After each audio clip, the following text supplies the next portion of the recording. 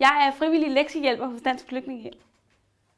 Jeg hjælper en mor, der har en Down-syndrom datter.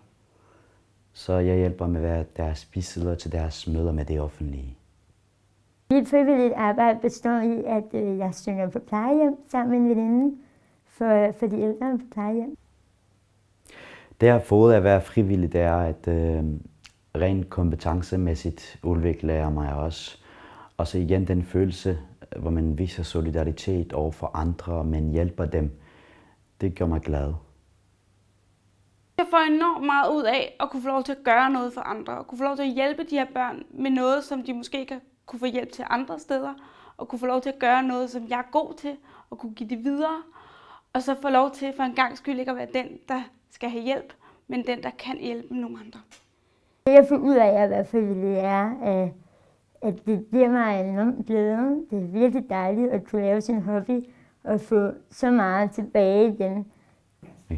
Det vigtigste er for mig med mit frivillige arbejde, som jeg laver PT, det er, at jeg gør familien bevidst om deres egne rettigheder, så de ved, hvad de må og hvad de ikke må søge af samfundet.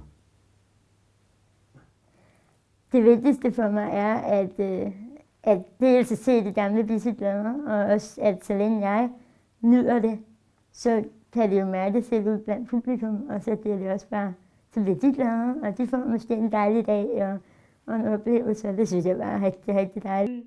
At jeg har kunne give noget af det, som jeg kan videre, og at det måske har betydet noget for nogle andre. Det betyder i hvert fald noget for mig. Det er frivilligt, fordi det gør en glad, og man lærer rigtig meget om sig selv at kende.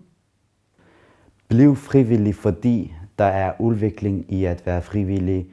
Bliv frivillig, fordi det er vigtigt.